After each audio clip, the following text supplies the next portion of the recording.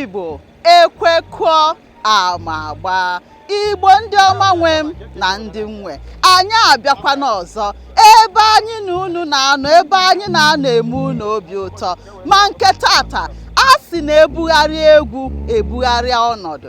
Anyị nọ na Pyakasa Kingdom nke dị na Federal Capital Territory na Abuja.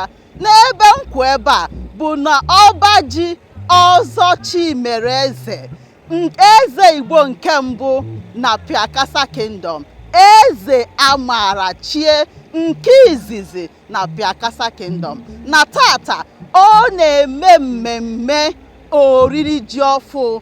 Anyị wee sị ka ndị Igbo ndị ọma bịa wee nọnyere ya ka anyị mata ka esi eme mmemme ji ọfụ.